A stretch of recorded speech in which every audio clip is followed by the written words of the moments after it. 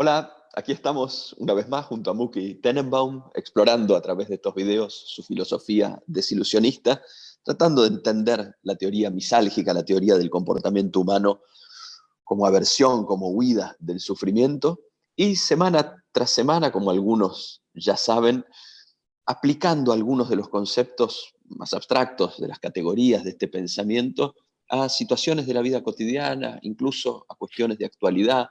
Estamos ya a fines de octubre de 2021 y hoy vamos a hablar de un tema que extrañamente no hemos cubierto hasta aquí, que es el tema de la deuda, el tema del pasivo. Es un tipo especial de sufrimiento muy prevalente en nuestras sociedades.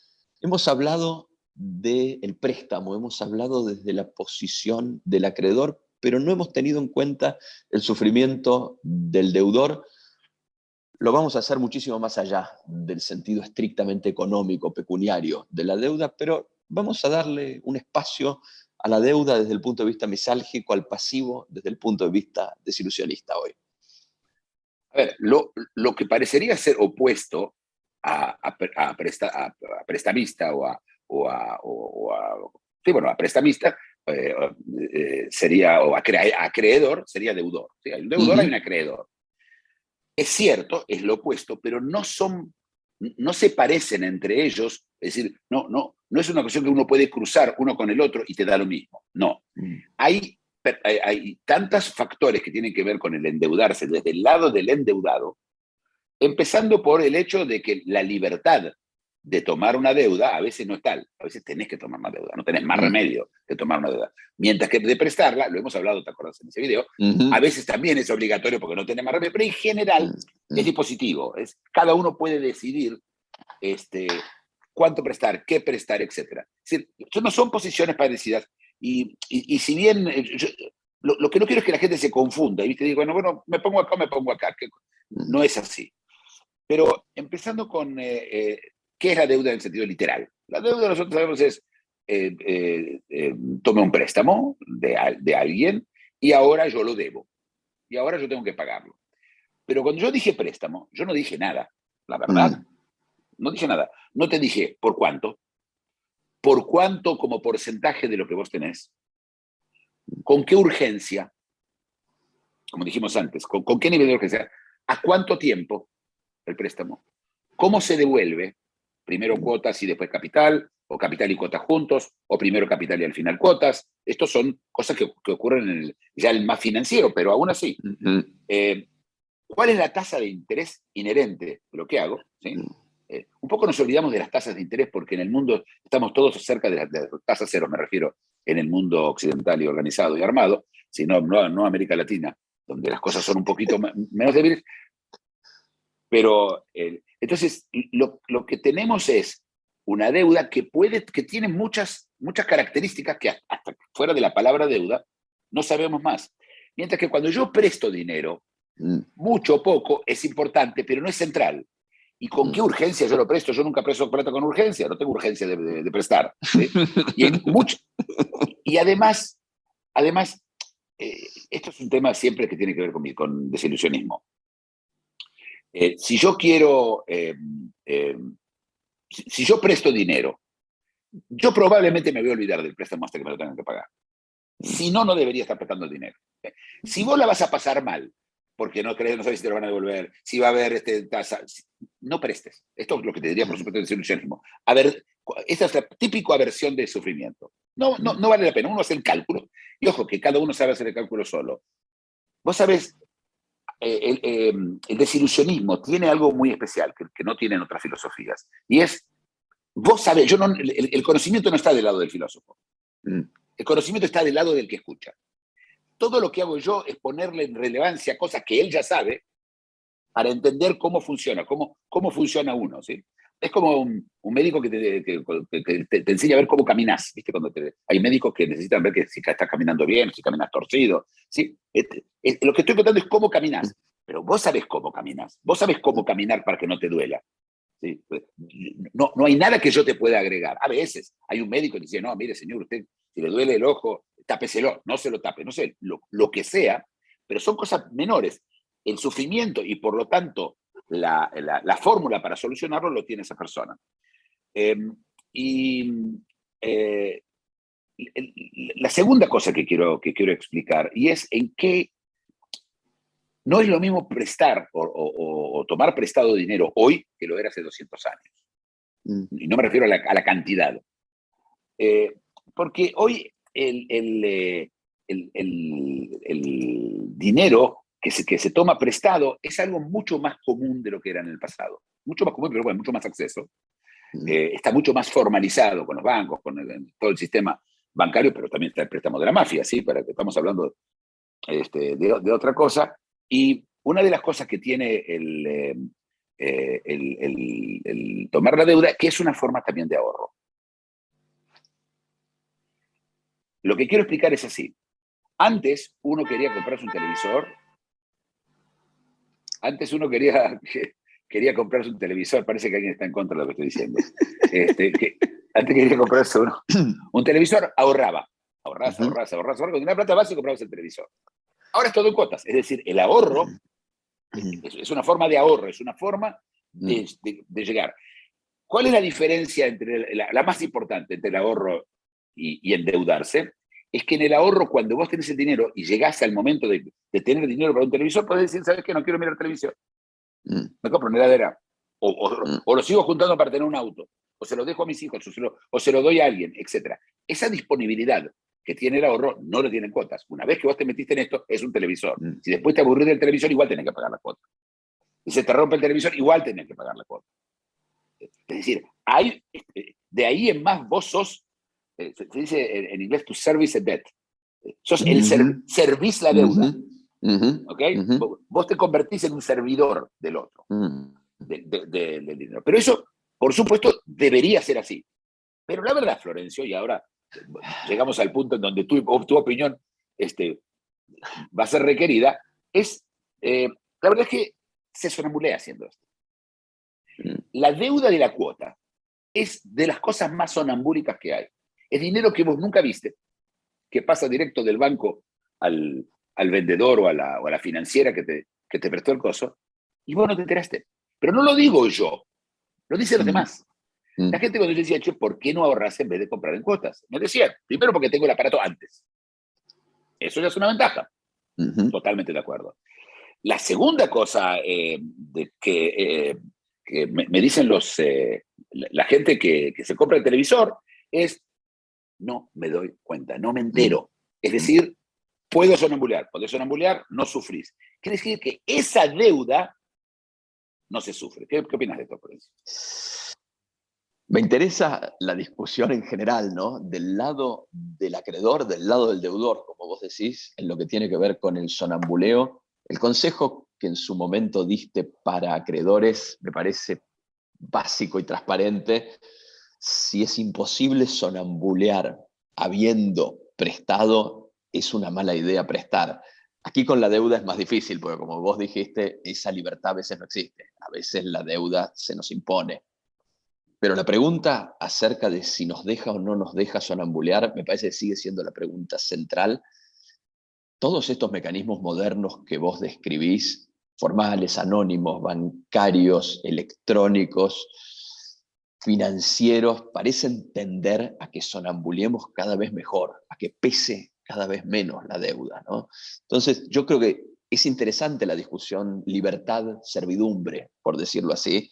Hay una libertad en el ahorro, hay una servidumbre en el endeudamiento, pero hay que preguntarse si esto se percibe, si este dolor, si esta servidumbre, si este sufrimiento llega a la conciencia, llega a la atención, o si todo ocurre inadvertidamente, ¿no?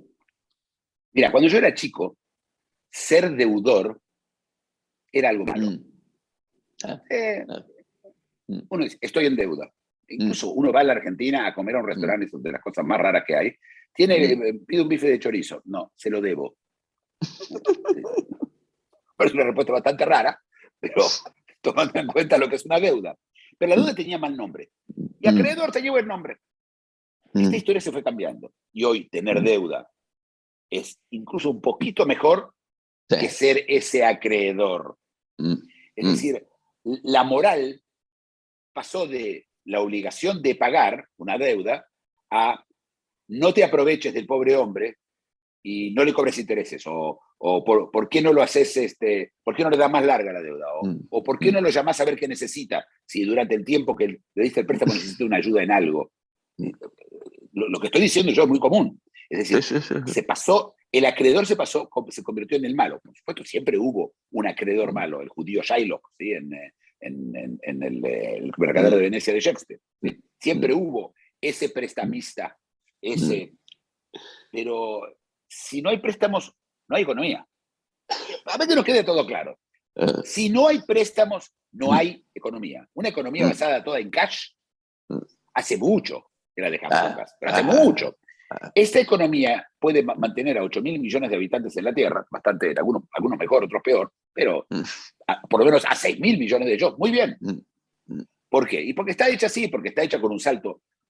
En vez de ahorrar y pagar, tenés ya el dinero, ya se compra, ya el tipo que vende el televisor puede fabricar otro televisor para otro tipo que se lo va a comprar, y así se crea un sistema en donde, ojo, y este es el peligro de las deudas, es cuando no se puede pagar, se llama lo que en la Argentina lo llamaban, se rompe la cadena de pagos. Pero Florencio, es interesante la parte económica, la parte general. En el desilusionismo mucho no nos interesa realmente desde el punto de vista, es interesante porque lo es. Desde el punto de vista filosófico, a mí me interesa hablar de otro tipo de deudas también, Bien. como vos lo adelantaste. Bien.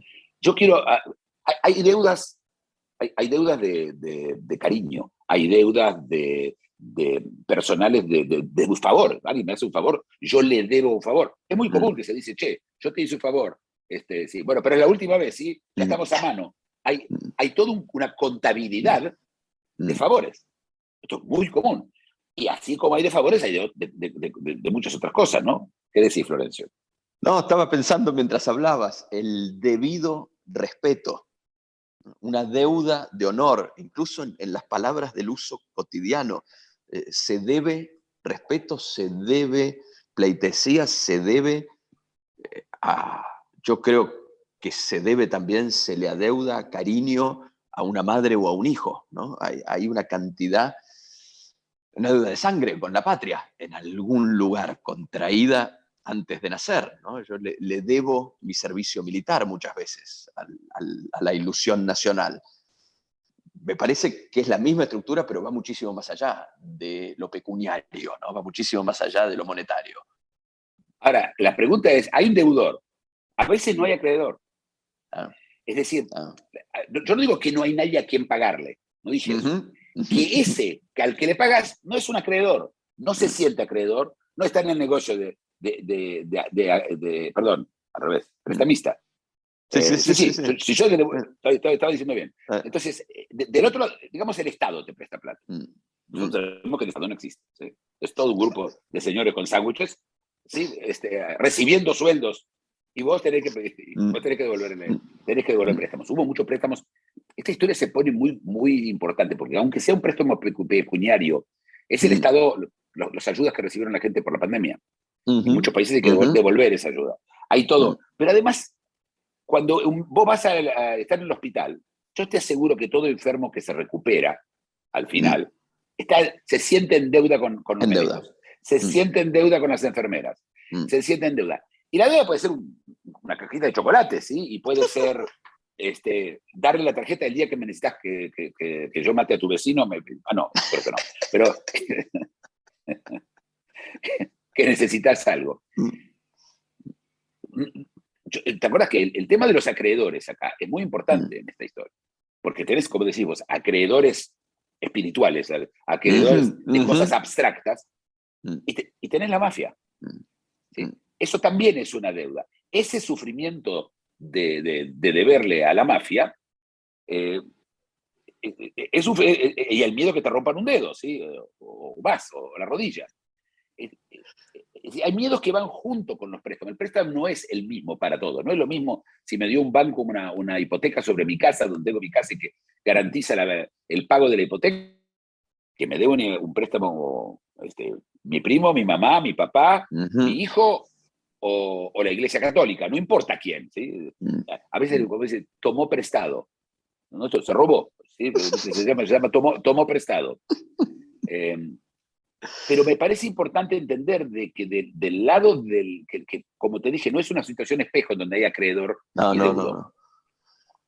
Eh, No, no nos decime. queda demasiado tiempo para extendernos. Me parece que la distinción, la diferenciación es muy atractiva y la podemos proyectar al infinito, pero me quería por ahí quedar con esto que decís como denominador común, que es que siempre hay un sufrimiento involucrado, ¿no? Estar en deuda y estar propiamente en deuda, porque probablemente si no hay sufrimiento y si yo no me doy cuenta que la deuda existe, entonces eso no es una deuda hablando precisamente. Estar en deuda supone un sufrimiento, supone el peso de una algia, ¿no? Pero vos entendés que tiene que haber conciencia de deuda. Si Ujú. nosotros decimos que la gente se despierta 20 Mm, minutos por día, el resto del tiempo está durmiendo o está sonambuleando, mm, solo en esos 20 minutos uno es un deudor. claro, claro. O si no pagaste la cuota, te despiertan. Señor, ¿qué pasó con la plata? Señora, Mm, señorita. claro, No, claro. no distingamos, Mm, todos toman deuda.